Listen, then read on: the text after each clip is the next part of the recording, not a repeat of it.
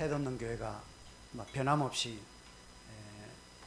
우리들의 사역을 위해서 기도해 주시고 또 사랑으로 협력해 주셔서 참으로 감사드립니다. 저희들이 꼭 21년 됐거든요. 21년 전 2001년도에 7월 달에 일본에 들어갔습니다. 그리고 지금 2022년 7월에 이렇게 다시 한국에 나오게 되었는데, 오늘 목사님 또 말씀 가운데서도 제가 섬기는, 일본에서 제가 섬기는 또 사역하는 그 교회가 해돋는 교회의 한 제자가 아닌가, 그렇게 생각을 했습니다. 참 21년 동안에 한결같이 변함없이 기도와 사랑으로 협력을 해주신 것에 대해서 이 자리를 빌어서 진심으로 감사를 드립니다. 정말 지금까지 있었던 얘기를 어떻게 다 말로 표현할 수 있겠습니까? 이 목사님과 우리가 함께 신학교에서 공부를 하고 또 함께 담소를 나누고 또 함께 비전을 공유를 해가면서 제가 선교사를 나가는 보다 이 목사님 선교사를 나갔으면 더 좋지 않았나 하는 그런 생각이 들 만큼 이 목사님 선교에 대한 비전이 강한 분이시고, 이제 우리가 어느덧 나이가 들어서 이제 우리의 어떤 은퇴 날도 점점 다가오는 것이죠. 남은 시간에 해돋는 교회는 해돋는 교회대로, 그리고 저는 또 일본 교회를 위해서 조금 더 사역에 또 열심을 다할 수 있는 그런 어떤 기반을 위해서 또 하나님께서 이곳에 보내주시지 않았나, 그렇게 또 생각을 해봅니다. 아무튼 정말 21년 동안에 기도해 주시고 또 이렇게 사랑으로 후원해 주신 것 진심으로 감사를 드립니다. 사실 저는 오늘 일본 그 선교에 대한 부분도 중요합니다만은 그 전에 조금 영상 잠깐 준비했는데 혹시 가능하겠습니까? 한 2분 30초 정도 걸리는 영상인데요. 네. 매주일 그 일본 사람들과 함께 예배를 21년 동안 같이 드리다 보니까 한국말로 하는 게 좀 어색해요. 앉은 분들은 한국이든지 일본인다 비슷하게 보이는데 말하는 사람이 조금 어색합니다. 지난주에 들어왔기 때문에 사실은 늘 생각은 이 일본 생각을 하다가 지금 갑자기 환경이 바뀌다 보니까 조금 어떻게 표현이 되는지 모르겠습니다만은, 특별히 오늘 이 사도행전 2장 이 말씀을 통해서 우리가 함께 하나님의 그 말씀을 듣게 될 텐데, 일본을 생각할 때에 일본의 변화들이 많이 보이거든요. 많이 보이는데 특별히 저는 오늘 두 가지 사실을 조금 먼저 좀 말씀을 드리고자 합니다. 첫 번째 변화는 기독교의 변화입니다. 외부로 보면 기독교가 전혀 변화가 없는 것처럼 보입니다. 아니, 이 코로나로 인해서 기독교회는 점점 더 바닥으로, 이 바닥이 이만큼 된 바닥 같은데 더 깊은 바닥이 있더라고요. 더 깊은 바닥에 떨어지는데, 그럼에도 불구하고 기독교의 변화가 보이지 않을까, 보이는 것이 아닐까라고 생각되어집니다. 그 변화라는 것은 그동안 일본 교회를 위해서 3,000명의 백인 선교사들이 활동을 했습니다. 물론 지금도 백인 선교사들이 남아 있습니다만은, 그러나 지금 남아 있는 숫자는 아주 적습니다. 지금 우리나라의 교회가 5만 교회, 6만 교회가 있다는데 6만 교회에 미국인이 와서 교회를 목양하는 교회는 극히 드물 것입니다. 그럼에도 불구하고 3,000명이나 되는 그 미국 선교사들, 그 유럽에 있는 선교사들이 와서 사역을 했는데, 그 선교사들이 이제 본국으로 돌아가고 아니면 또 하늘나라에 소천을 하고 해서 이제 남아있는 사람은 수백 명밖에 남지 않았을 거예요. 수백 명도 안 되려는지 모릅니다. 그런데 그 자리에 지금 한국인 선교사가 들어가서 활동을 하고 있습니다.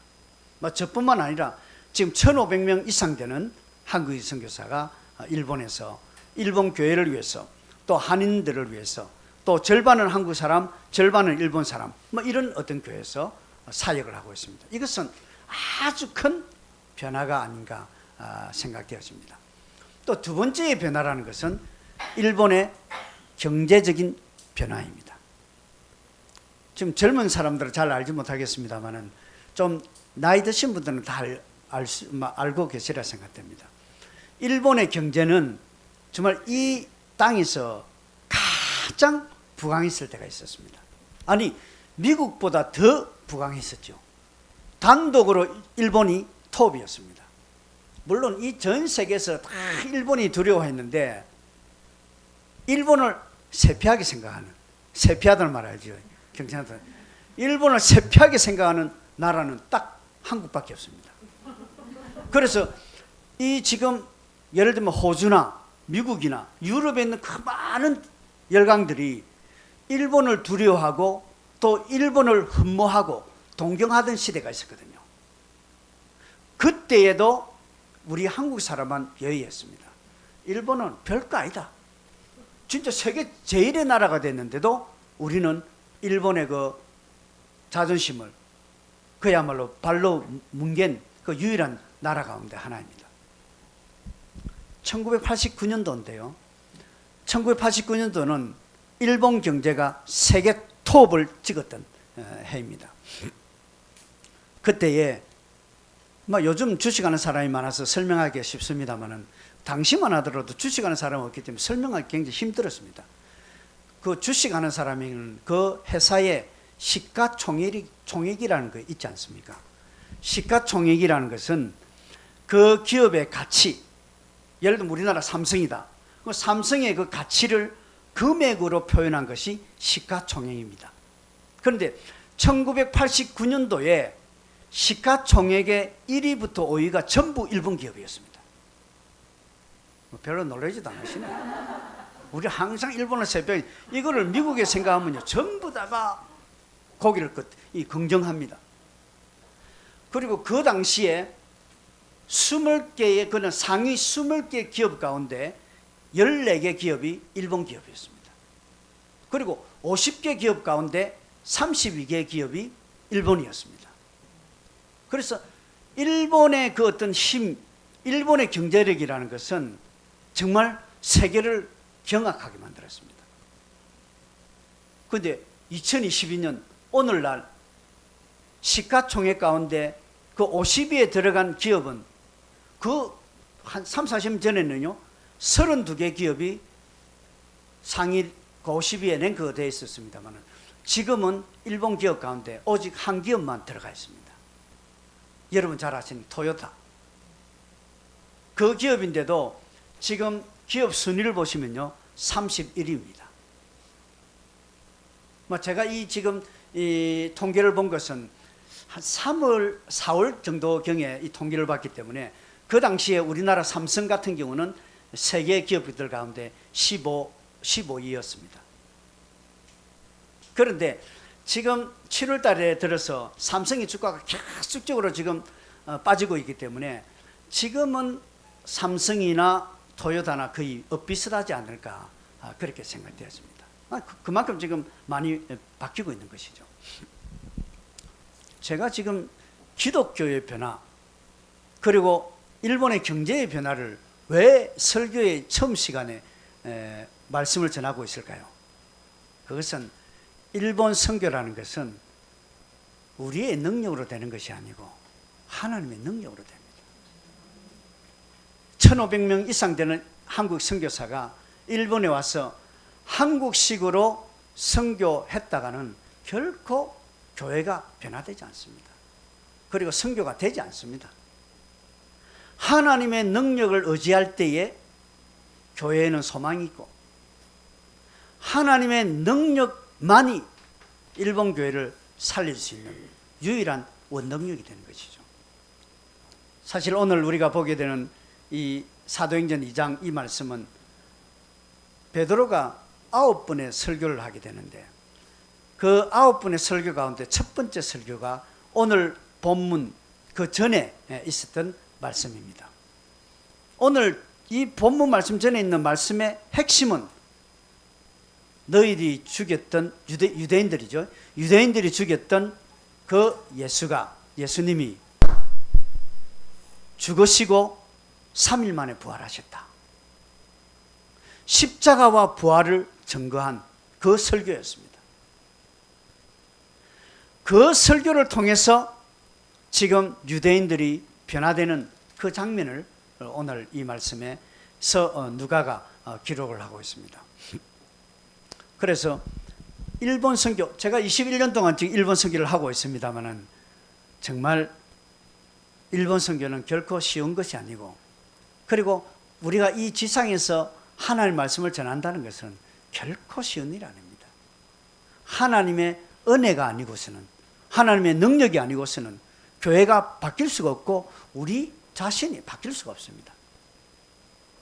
오늘 이 말씀을 보니까 이런 말씀이 있죠. 오늘 말씀 37절을 보니까 그들이 이 말을 듣고 마음이 질려 베드로와 다른 사도들에게 물어 이르되 형제들아 우리가 어찌할까 하거늘. 이제까지 이 유대인들이 경험하지 못했던, 그것도 15개 나라의 그 예루살렘 주변에 있는, 그 이스라엘 주변에 있는 15개 나라의 사람들이 이 오순절을 지키기 위해서 일시적으로 예루살렘에 모였는데 그 모였던 그 유대인들이 정말 십자가 그리고 부활의 예수 그리스도의 그 설교를 듣고, 그 사람들은 여기 보니까 이 말을 듣고 마음에 찔렸다. 마음에 찔린 것은 인간 스스로 할 수 없는 일입니다. 성령께서 우리 마음의 찔림을 받도록 만드시는 것이에요. 여기 마음에 찔린다는 것은 우리의 마음에 고통을 느낀다는 것이요. 이 고통을 느낀다는 것이 어떤 그 위에 있는 억압자들이 우리를 억압하는, 그래서 우리의 마음을 우리가 어떤 마음을 그 고통이 아닙니다. 이 고통이라는 영적 고통을 말합니다. 정말 이 고통이라는 것은 하나님을 만날 때, 죄인인 우리가 절대자이신 하나님을 만날 때 우리가 표현할 수 있는 마음에 찔리는 것. 마음에 찔리는 것. 이 마음에 찔린다는 이 표현은 정말 우리에게 너무나 중요한 표현인데, 그것은 성령께서 역사하시는 인간의 활동이 아니라, 또 인간의 어떤 그런 일시적인 어떤 충격요법이 아니고, 성령께서 우리의 마음을 만져주시는 것, 성령께서 우리의 마음을 다스려 주시는 것. 오늘 정말 이 찬양을 같이 하는데요, 찬양의 가사 하나하나가 우리의 마음을 사로잡지 않습니까? 그래서 하나님께서는 이 주일 우리들을 오늘 해돋는 교회뿐만 아니라, 그리고 이 지금 한국에 있는 5만 교회, 그리고 일본에 있는 7,800개 교회, 그 교회에 일주일마다 사람들을 모아서, 당신의 백성들을 모아서 성령을 통해서 우리의 마음에 찔림을 받도록 하죠. 저도 어릴 때부터 교회를 다녔습니다.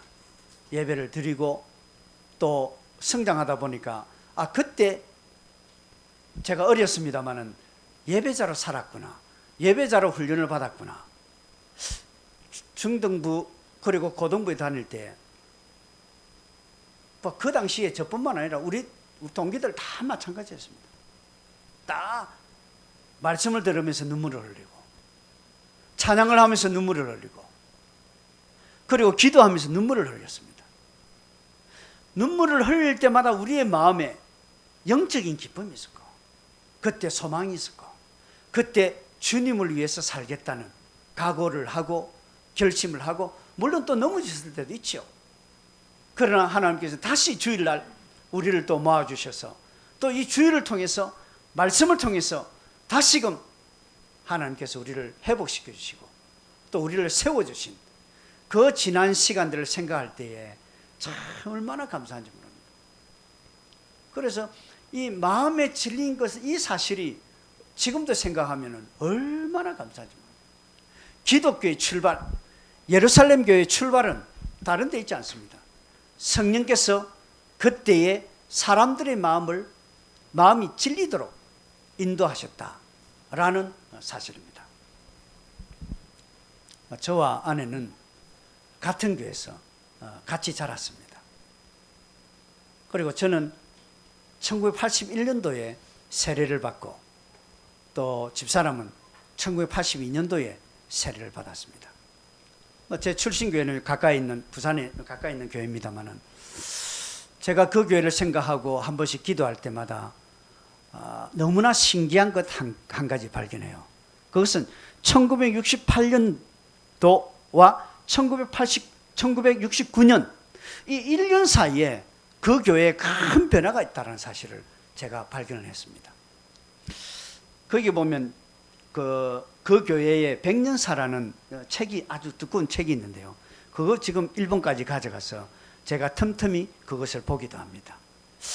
그래서 1968년까지는 제가 그때는 굉장히 어렸습니다만은 그때까지만 하더라도 세례받는 사람, 세례와 입교받는 사람이 그 교회는요, 그 두 자리 숫자가 별로 없습니다. 거의 다가 한 자리 숫자예요. 그래서 1968년도에 세례와 입교받은 사람이 8명입니다. 8명인데 1900 그 이듬해 69년이 되니까 세례자가 갑자기 확 뛰어버려요. 43명이 되더라고요. 그리고 이게 5배 이상의 성장이 있더라고요. 그런데 69년부터 그 1996년까지 그 교회가 1996년이 100년 되던 해입니다. 그렇죠. 그때까지는 이 10단위를 내려본 적이 한 번도 없어요. 40년 이상으로 계속 96년까지 96년만 하더라도 63명의 그 사람들이 세례와 또 이렇게 입교를 하더라고요. 제가 또 저희 아내가 세례를 받았던 저 1980년부터 5년간 84년도까지 세례자가 몇 명 되는가 쭉 훑어보니까 272명이 세례를 받았더라고요. 심지어 오늘 제가 오후에 그 교회 가서 설교했거든요. 설교하는데 그 교회 사람들은 이거 모를 거예요.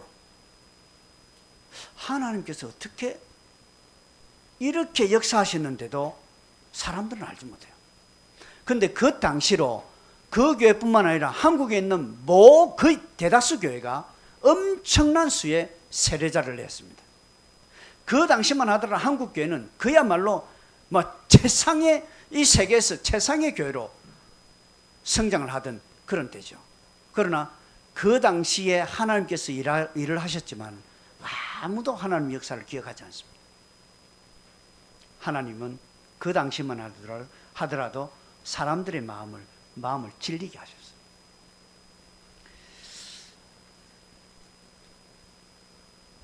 그리고 난 뒤에 오늘 말씀 38절이 우연하게 기록된 것이 아닙니다. 예를 들면 여러분 잘 아시다시피 유대인에 있어서 1년에 3대 명절이 있지 않습니까? 우리나라 구정이 있고 또 우리나라 추석이 있듯이 유대인들은 3대 명절이 있습니다. 그 명절 가운데 특별히 오순절, 이 오순절은 굉장히 그들이 중요하게 생각하는 날입니다. 이 오순절 날에 유대인들이 율법을 받았습니다. 율법을 받아서 이 율법이 그들에게는 정말 다른 이방인들과 구별되는 하나님의 백성이라는 그 놀라운 사실을 이 율법을 통해서 그들이 확인을 합니다.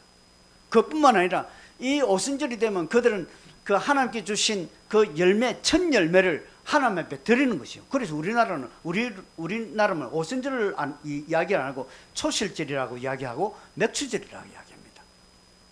그래서 그들은 맥추절, 이 초실절, 오순절 때 이 열매, 하나님을 받은 그 열매를 기쁨으로 하나님 앞에 드리는 것이요. 율법을 받은 데도 감사한데 이 하나님께 주신 그 첫 열매를 하나님 앞에 드리는 날입니다. 그런데 이 날에 베드로가 설교를 한 것이 아닙니까? 설교를 하면서 너희들이 예수님을 죽였다. 그죠? 한편으로는 열심히 그들이 오순절을 지키고 또 그 하나님 주신 그 절기를 또 유대인이라는 그 어떤 자부심을 가지고 그들이 기쁨으로 열매를 드리면서 다른 한편으로서는 그들이 메시아를 그들의 손으로 죽였습니다. 38절 이 말씀은 무슨 말씀을 이야기하냐니까, 우리가 아무리 은혜 받는 사람이라 할지라도 회개하지 아니하고 세례를 받지 아니하면, 이 세례라는 건 꼭 어떤 뭡니까 물세례를 받는 그것을 의미하지 않습니다. 그것도 포함되는 그 말씀이죠. 그래서 이 설교자들은 절대로 회개를 가볍게 취급하지 않습니다. 오늘 많은 교회는 회개를 전하면 성도들이 좀 이렇게 마음에 또 이렇게 부담을 가질까봐 회개의 부분에서는 살짝 피하는 경향성이 있습니다. 그러나 성령 충만한 설교는 이 회개를 결코 무시하지 않습니다. 회개를 굉장히 중요하게 생각합니다. 왜? 회개를 중요하게 생각하지 않으면 우리도 유대인들처럼 예수를 죽일 수가 있습니다. 집에서도 죽일 수가 있고, 학교에서도 죽일 수가 있고, 또 회사에서도 죽일 수 있습니다. 일본 성도들의 가장 큰 문제점 가운데 하나가 바로 여기 있는지 모릅니다. 일본 사람들은 자기가 예수를 믿지만은 식사 기도할 때 눈을 감고 식사 기도하지 않습니다. 왜? 다른 사람이 보면은 부담을 줄까 봐. 부담 이렇게 좀 우리로 야 폐를 끼칠까 봐. 그 사람들은 눈을 그냥 자기 혼자 눈을 뜨고 그래 조용히 기도하다가 밥을 먹습니다. 그러나 자기 혼자 있을 때는 또 눈을 감고 기도하죠. 하나의 일본말로 이와키라는데요, 그것이 변명인지 모릅니다. 일본 사람들은 사람들이 모이면 예수 그리스도를 찾게 만듭니다. 예수 그리스도를 짓밟습니다. 말씀대로 살려고 하지 않습니다. 왜? 진정한 회개의 의미를 그들이 맛보지 못했기 때문이 아닌가 싶습니다. 그러나 진정한 설교, 그리고 성령 충만한 설교는 이 회개를 굉장히 자주 다룹니다. 그리고 이 회개가 얼마나 중요한지 날마다 선포를 합니다. 가던 방향을 바꾸는 것이죠. 방향을 바꾸어서 하나님께로 향하는, 죄의 길에서 턴을 해서 의의 길로 가는, 구원의 길, 영생의 길, 천국의 길로 가는 것이 회개입니다. 그래서 이 회개는 얼마나 우리의 마음을 잘 대변해 주는지 모릅니다. 회개할 때마다 우리의 마음은 더 깨끗해지고 더 어린아이처럼 더 이렇게 맑아지는 것이죠. 유대인들 가운데, 특별히 그 당시 2000년 전 유대인들 가운데 많은 사람들은 할례를 중요시 생각했습니다. 할례가 유대인들의 표징이고 하나님의 백성의 표징이라 생각했습니다. 그래서 그들은 세례를 그렇게 대수롭지 않게 생각했어요. 특별히 정통 유대인 같은 경우는 유대인으로서 세례를 받는다는 것은 치욕적인 일이었습니다. 그것은 있어서는 안 될 일이었습니다. 그 정도 이 사람들은 세례를 멸시했습니다. 세례가 뭡니까? 세례는 예수 그리스도와 함께 우리가 그 요단강 강물 속으로 들어가는 것이죠. 죽음을 이야기합니다. 그리고 우리가 죽고 다시 살아나는 것, 예수님의 부활에 동참하는 것, 그것이 세례지 않습니까? 회개는 예수님의 이름으로 우리가 하나님을 향하는 것이고, 그리고 세례는 이 회개가 내적 변화라고 하면은 이 세례라는 것은 그 외적인 표시입니다. 그래서 이 두 가지는 너무나 중요하기 때문에, 왜냐하니까 우리가 회개와 세례의 그 깊은 의미를 깨닫지 못하고 실천하지 못하면 우리는 언제 어디서나 예수님을 죽일 수 있습니다. 유대인들처럼 똑같이 죽일 수 있습니다. 그런데 이 회개와 세례를 받은 사람들의 두 가지 큰 특징이 있죠. 그것이 죄의 죄사함과 그리고 성령의 선물입니다. 성령의 은사를 받는다는 것이죠. 이것은 너무나 큰 은혜죠. 이 세상 가운데, 이 지상 가운데서도 우리의 삶이 다른다는 것이죠. 저는 이 한국을 잘 모릅니다만은 뭐 부산도 역시 뭐 너무 많이 변화됐기 때문에 제가 잘 알지 못합니다. 그런데 어느 도시든지요, 그 도시의 뭡니까? 흑암의 지역이 있는 것이요. 어두운 지역이 있습니다. 지금 서면 쪽에 보시면요. 서면 보통 우리 대로에서는 사람들이 막 별로 이렇게 느끼지 못한데 그 도로 안쪽만 들어가면요. 완전히 다른 세상이 있습니다. 술을 먹고 담배를 피고 음악을 틀고 그 거리는 완전히 지금 우리가 사는 그 거리와 다른 것이에요. 이건 부산뿐만 아니라 서울에도 있죠.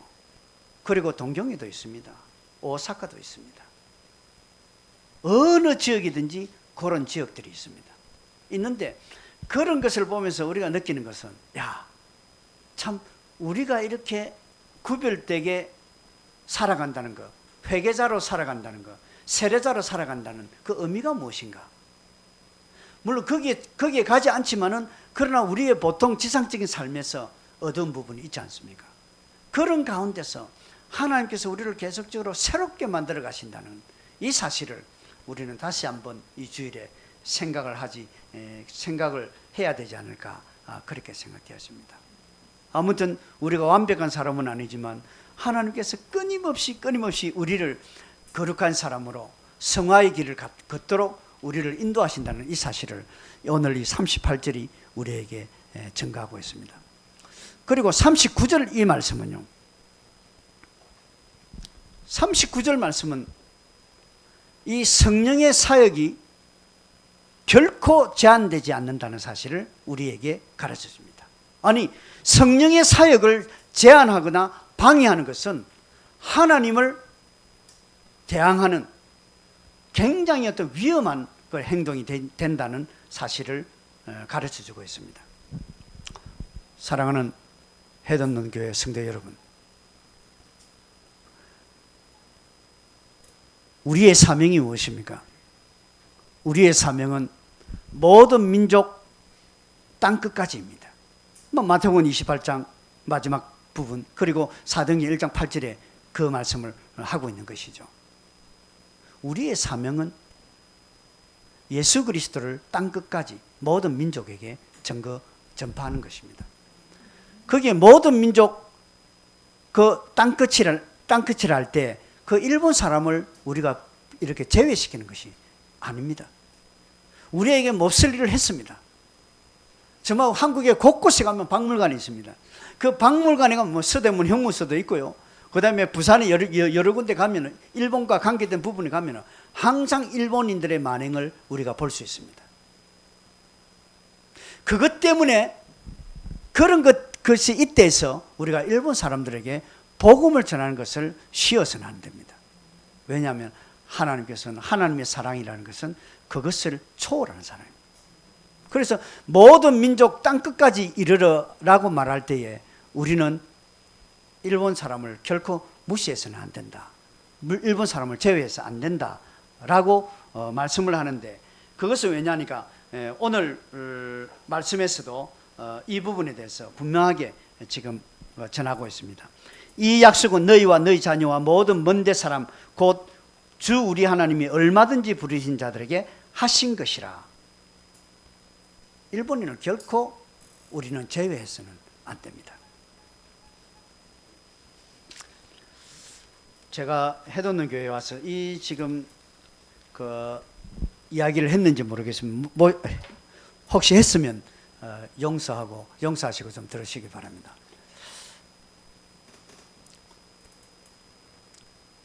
1989년 이야기하다가 다시 1985년인데요. 1985년에 무슨 일이 일어났는가? 제가 여러 교회 가서, 일본 교회 가서도 설교를 합니다만 1985년도에 무슨 일이 일어나니까 그 알아맞춘 사람 이때까지 한 사람도 보지 못했습니다. 그럼에도 불구하고 저는 제 생일보다, 제가 그 목사로서 임직한 그날보다 1985년을 굉장히 중요하게 생각합니다. 왜 저 김 목사는 1985년을 저렇게 소중하게 생각할까? 이유가 있습니다. 1985년도에 백인 그리스도인과 비백인 그리스도인, 비백인 그리스도인 하면 아시아, 아프리카, 중남미 사람들을 말합니다. 백인 그리스도인과 비백인 그리스도인의 비율이 50대 50된 그 해가 1985년입니다. 200년 전에요. 1800년도에는 전 세계 그리스도인들 가운데 백인 그리스도인들이 99%였습니다. 아시아, 아프리카, 중남미 모든 그리스도인 합쳐도 1% 되지 않았습니다. 그러던 것이 1900년도가 되면요, 우리 같이 이 비백인 그리스도인이 10%가 되고, 그리고 백인 그리스도인들이 90%가 됐어요. 그게 1985년도에 반반이 된 거예요. 지금 2022년 지금 통계 자료가 안 나왔는데요, 제가 짐작컨대 지금 2022년도에 백인 그리스도는 25%밖에 되지 않을 겁니다. 75%가 비백인 그리스도예요. 아무도 기억하지 않은데, 제가 출신 그 교회가 1968년과 1969년에 무슨 일이 일어난가 아무도 기억하지 않습니다. 1985년도 아무도 기억하지 않습니다. 그러나 1985년도에 하나님께서는 백인 그리스도인과 비백인 그리스도인을 비율을 동일하게 만드신 거예요. 주 우리 하나님이 얼마든지 부르시는 땅끝까지 가서 증인이 되고 모든 민족에게 복음을 전하는, 그것이 하나님의 뜻이라는 사실을 계속적으로 우리에게 보여주십니다. 저는 늘 해돋는 교회를 생각하면 참 이렇게 선교를 많이 하는 교회인데, 오늘도 목사님이 13분의 그 선교사를 파송하고 있다라고 그렇게 말씀을 전했습니다. 제가 지금 주보를 보니까 지금 선교사 이름이 지금 나와 있어요. 정말 얼마나 감동적이고 얼마나 참 하나님의 마음을 기쁘시게 할까라고 생각합니다. 저도 이제 돌아가면 더 정신을 바짝 차리고 해돋는 교회에, 그리고 한 지부를 담당한 선교사로서 더 열심히 지금 하려고 하는 그 마음에 다짐을 합니다. 한 사람이라 더. 지난 11년 동안 이누야마, 나고야에서 북쪽으로 있는 그 이누야마 교회에서 11년간 사역을 하였습니다. 그리고 지난 5월부터 저는 동경과 그 나리타 공항 사이에 있는 치바현 그 야치요시라고 하는데 아는 사람 한 명도 없습니다. 그냥 그 카츠다다이 교회라는 곳에서 지금 현재 사역을 하고 있습니다. 제가 그 하마마츠 교회에 있을 때는 목사님과 또 이렇게 성도님들이 같이 와서 같이 지난 때를 생각합니다만은, 지금은 뭐 좀 뭡니까 카츠다다이 교회라고 그쪽으로 사역을 하고 있습니다만, 앞으로 한 번 더 오시면은 또 저희들과 귀한 교제를 나눌 수 있으리라 생각되어집니다. 아무튼 우리 교회, 그 교회가 위치한 그 지역에도 지금 반경의 그 지역 안에 외국인들이 몇 명 살고 있느냐 조사를 하니까 6,000명이 살고 있더라고요. 물론 중국인이 제일 많이 살고 있습니다. 중국인들이 제일 많이 살고 6,000명의 100여 나라에서 와서 거기에 지금 살고 있습니다. 그래서 제가 짧은 2개월 정도 되었습니다만 성도들에게 계속적으로 우리가 일본인 전도뿐만 아니라 외국인도 전도해야 한다라는 사실을 거듭거듭 지금 증거하고 있습니다. 그만큼 지금 이 선교라는 것은 얼마나 중요하고 아름다운지 모르겠습니다. 그리고 난 뒤 이 40절에 패역한 세대 가운데 구원을 받으라. 그죠? 패역한 세대입니다. 이 땅은. 우리도 우리가 정말 성령으로 충만하지 아니하면, 그리고 회개와 세례의 그 의미를 깨닫지 못하면 우리가 우리의 손으로 예수님을 죽이듯이 우리가 이 패역한 세대에 정말 이렇게 뭡니까? 끌려다니고 또 패역한 시대에 그 사람들과 동일하게 살는지 모릅니다. 그 노아 시대 때에 예수님께서 말씀하셨죠. 노아 시대 때에 먹고 마시고 시집가고 장가가고 예수님께서 다시 심판의 날이 있다는 사실을 깨닫지 못하는 것. 오늘 이 40절은 심판의 날이 있겠다는 우리의 최종적인 결산하는 날이 있다는 것. 우리가 하나님 앞에서 최종적인 최후 심판을 받을 때에 우리가 스스로 하나님 앞에 서서 결산할 때가 있다는 그 사실을 우리에게 가르쳐줍니다. 그리고 난 뒤에 마지막 41절에 우리에게 이렇게 말씀을 전하고 있습니다. 그 말을 받은 사람들은 세례를 받으며 이날에 신도의 수가 3,000이나 다하더라. 신도의 수가 3,000이나 다하더라.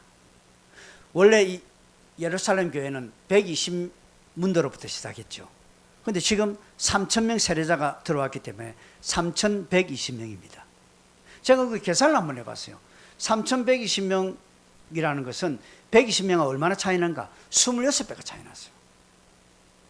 26배가 하루아침에 성장하는 거예요. 한국 교회가 하루아침에 성장했습니다. 성령의 역사는 바로 이런 것입니다. 인간의 역사와 다른 것입니다. 성령의 역사입니다.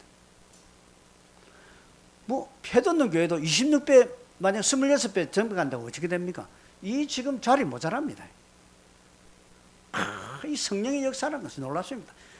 베드로가 나중에 두 번째 설교를 하지 않습니까? 안전뱅이를 치유하고 난 다음에 두 번째 설교를 하는데 두 번째 설교하고 난 다음에 5,000명이 믿게 됐어요. 사도행전 4장 4절에. 그리고 이 사도행전의 그 9번의 베드로 설교를 한번 보십시오. 놀랍습니다. 설교할 때마다 놀라운 역사가 일어나요. 이 숫자를 첫 번째에서 3,000명, 두 번째 설교에서 5,000명, 이 숫자를 밝히는 것은 숫자를 이야기하는 것이 아니에요. 성령의 역사는 우리의 인간의 힘으로 제한할 수 없다. 막을 수가 없다는 것을 알아요. 시간이 좀 갑니다만은 한 가지만 더 하고 오늘 말씀을 마치려고 합니다. 제가 한 번씩 한국에 들어올 때마다 깜짝깜짝 놀랄 때가 있습니다. 그것은요, 일본 교회가 성장을 하다가 어떤 사람은 일본 교회가 성장한 때가 있었나 하는 사람이 있는데요, 일본 교회도 똑같이 그 해방 후부터 1980년까지 성장해요. 그때는요, 1980년 전후로 해서는 교회마다, 일본 교회, 전국에 있는 일본 교회가 주일학교 학생들을 너무 많이 차서 이 지금 자리를 앉을 수가 없을 만큼 꽉 찬 거예요. 한국 교회만 산 게 아니에요. 제가 지금 이제 가서 지금 사회 가고 있는 그 가츠다다이 교회도요, 그 당시는요, 막 1980년도만 하더라도 교회가 꽉 차, 주일학교 학생인데 70명, 평균 70명, 100명이 넘었을 때도 있고요. 그리고 조사를 해보니까 1980 몇 년도에, 84년도에 크리스마스 때에는 주일학교 학생들이 157명이 왔더라고요. 그때는 주일학교 사람 너무 많이 오니까 그 교회에서 2대의 마이크로버스를 돌리거든요. 마이크로버스를 돌리고, 이것은 가츠다다이 교회뿐만 아니라 제가 가서 확인하는 교회마다 교회가요, 전부 다가 주일학교 학생들 빽빽하게 찼습니다. 그런데 1985년도부터요, 교회가 급강합니다. 물론 제가 여기서 설명을 다 할 수는 없어요. 다 할 수는 없는데 마음에 큰 고통은 있습니다. 그 고통이라는 건 뭐냐니까, 한국 교회도 지금 보니까 일본 교회가 급락하듯이 그 당시에 비슷한 상황이 지금 벌어지고 있더라고요. 전 딱 두 가지만 얘기해요. 하나는 주일학교의 몰락입니다. 저희들 때 주일학교 얼마나 부흥했습니까? 우리가 아는 부산의 한 교회는요, 수만 명이 모였습니다. 주일학교 학생 수가 수만 명. 거짓말로 이야기하겠죠. 그 당시에 수만 명이 모였습니다. 여름 성경학교 하면 어떻게 했습니까? 주일학교에 새벽, 오전, 오후 주일 학생들로 가득 찼습니다. 지금 한국 교회 주일학교가 50% 교회는 주일학교가 없더라고요. 저는 해돋는 교회 모릅니다만 죄송합니다. 해돋는 교회를 빗대서 이야기 절대 아닙니다. 이 지금 주일학교 수가 급감하는 것은 그 하나의 신호입니다. 그 일본 교회를 볼 때. 또 다른 하나는요. 일본 교회는 일본이라는 나라는 그때요. 1980년대에 경제적으로 최정점을 찍기 때문에 막 디즈니랜드뿐만 아니라 전국에 막 놀 수 있는 곳을 엄청나게 공원을 만들고 그다음 테마파크를 만들고 얼마나 많이 만들면 주일날 교회 갈 필요가 없는 거예요. 갈 데가 너무 많은 거예요. 사람들이 처음부터 주일날 다 그런 다 가버려요. 저는 한국을 잘 모릅니다만은 한국도 비슷한 현상이 아닌가 싶어요. 지금 많이 발전하면서 이 일본보다 한 3, 40년 늦게 출발을 해서 지금 이렇게 많이 발전을 하면서 일본하고 비슷한 양상을 보여요. 일본 지금 한 40년 지나니까 지금요, 뭐, 예를 들면 1억만 주더라도 살 수 있는 집이 막 한두 가지가 아닙니다. 빈집, 막 아끼야라는데요. 빈집은요, 지금 막 이제 2022년, 뭐 2020 벌써 22년 됐네요. 2022년, 2025년이 되면 빈집 1000만 고 빈집이 생기기 때문에 우리나라 사람 전부 다 가서 살아도 됩니다. 전부 다 가서 살 만큼 지금 빈집이 많습니다. 그리고 그 당시에 3, 40년을 만든 그 막 삐까삐까 했던 그 집들 있잖아요. 그 어떤 그 테마파크들 이제 몇 개 남기지 않고 전부 다가 지금 퇴락을 하고 있습니다. 골프장 있잖아요. 골프장 얼마나 많습니까? 골프장 10억만 주면 살 수 있는 골프장도 나왔습니다. 그 지금 뭐 유원지요. 그 아파트 큰 아파트인데요. 뭐 지금은 헐값으로 놔도 아무도 안 삽니다. 우리나라도 지금 지금 펜션 문화를 보니까요. 야, 일본하고 너무너무 똑같아요. 그런데 우리나라 사람들이 너무 이제 거기에 주말만 되면 전부 다 거기로 다 가버려요. 교회를 이제 안 갑니다. 오늘 여기 3천이나 더하더라. 이 말씀은 성령 충만한 교회가, 성령 충만한 나라가 맛볼 수 있는 하나님의 은혜입니다. 해돋는 교회가 지난 21년 동안에 참 저희들을 위해서 수고를 많이 하셨습니다. 저희들 또한 돌아가서 해돋는 교회를 소개하고, 그리고 정말 선교사들을 향한 열정을 소개하고, 그리고 제가 섬기는 교회도 동일하게 일본인뿐만 아니라 세계를 섬길 수 있도록 그렇게 저희들도 기도하면서 노력해 가려고 합니다. 우리가 새 사람이 되는 것, 또 우리가 새 마음을 품는 것은 결코 인간의 힘으로 되는 것이 아닙니다. 오늘 사회하시는 그 목사님이 에스겔서를 읽으셨죠, 그죠? 이런 말씀입니다.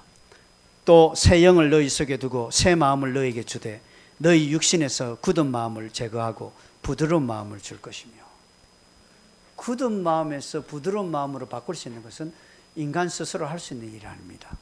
오직 하나님, 오직 성령님만 가능합니다. 그래서 이 중생, 그것을 우리가 중생이라고 하죠. born again. 그 중생이라는데, 이 중생은 항상 방편이 필요합니다. 이 방편이 뭐냐니까 말씀, 설교입니다. 그래서 우리는 오늘 해돋는 교회에 와서 함께 예배를 드리는데, 우리가 새 사람이 되었고 우리가 이제 성령 충만한 자로 살아가는 것은 우리의 힘이 아니라 하나님의 힘으로 가는 것. 그리고 일본 교회가 왜 성장 안 하느냐, 그렇게 빗대는 것보다는 일본 교회를 남겨두신 이유들이 있겠죠. 일본 교회가 한국 교회의 거울이 되는지 모릅니다. 그래서 한국 교회는 그것을 일본 교회를 보고 다시금 일본 교회는 다시금 성장할 때가 있을는지 모릅니다. 하나님께서는 그 계획을 하고 계실는지 모릅니다. 그래서 우리는 성령 충만한 설교 그 결과가 어떤 것인가 다시 한번 더 깨닫고 해돋는 교회가 정말 해가 돋는 것처럼 놀랍게 발전하고 부흥이 되어서 하나님께 영광을 돌리는 또 귀한 교회가 되시기를 간절히 기도드립니다. 자, 기도드리겠습니다. 아버지 하나님, 많은 교회 가운데 이 해돋는 교회를 하나님께서 개척해 주시고 또 이 목사님의 이 시간까지 교회를 위해서 눈물로 기도하며 또 사역하게 해주시니 감사합니다. 주님, 해돋는 교회를 축복하여 주시고 성령 충만한 교회가 되게 하시고 그리고 예루살렘 교회처럼 26배나 성장하는 놀라운 역사를 하나님 또 허락하여 주시옵기를 기도드리옵나이다. 이 목사님 건강하게 하시고 사모님 또 두 자녀를 기억하여 주시며 또 함께 동력하는 장로님들 또 모든 주의 성도들을 붙들어 주시고 주님, 당신께 영광 돌릴 수 있도록 도와주옵소서. 또 파송한 13분의 선교사가 있습니다. 어느 곳에 있든지 늘 감사하며 또 사역에 귀한 열매 있도록 축복하여 주옵소서. 우리가 중생된 자로 살아가며 늘 회개하며 또 세례의 그 기쁨을 날마다 전파하는 우리가 될 수 있도록 은혜 베풀어 주옵소서. 주님, 우리와 함께 해주신 것 감사드리오며 그 주 예수 그리스도의 이름으로 기도드립니다. 아멘.